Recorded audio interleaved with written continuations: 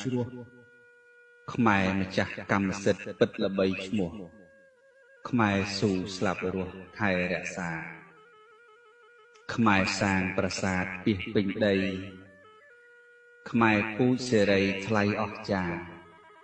ខ្មែររួមគ្នាប្រឹងសាងរដ្ឋាខ្មែរពូជដូនតាពូជអ្នកជាខ្មែរម្ចាស់មូលដ្ឋានវប្បធម៌ខ្មែរម្ចាស់អរិយធម៌និងភាសាខ្មែរម្ចាស់សិល្បៈសិលសត្រាខ្មែរម្ចាស់វាសនារបស់ខ្លួនខ្មែរស៊ីវិល័យល្បីគេឈ្មោះខ្មែរមានកិត្តិយសរស់សំសួន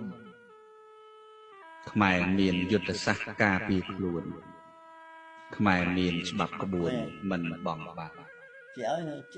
ខ្មែរគោរពពិតជាតិសាសនាខ្មែរស្មោះស្នេហាព្រះមហាក្សត្រខ្មែរបដិញ្ញាគ្នាយ៉ាងមើងម៉ាត់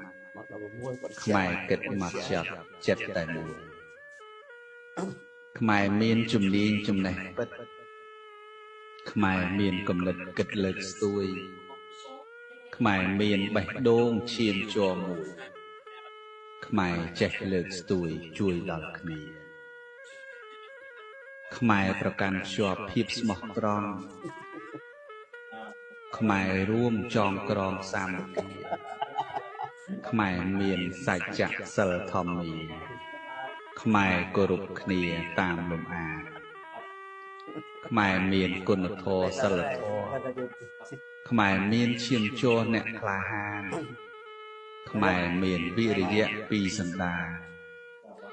ខ្មែរពិតជាឋានសុវណ្ណភូមិ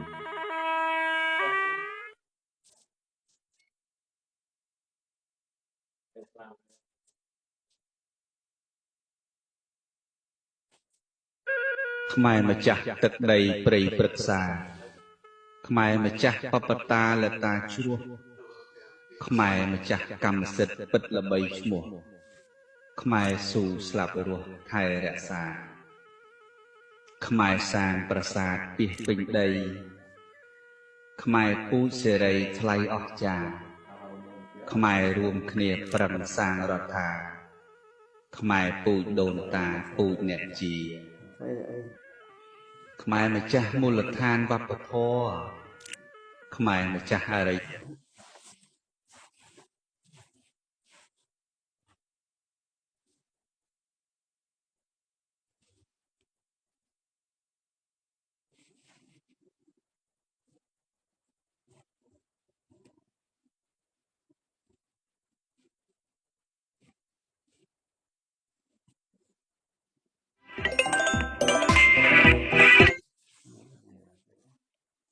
rồi mẹ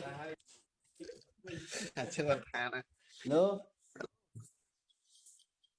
em sân chuyện này cái thơ tập pi bán đây nên em office thì mà chùm nên thì mà bay một cái vô vậy ba này có thể ấy là năng bay nè năng pi nè bán này ba về con tới bay nè năng đón càng nghe ngon lối có thể pi nè càng nghe ba này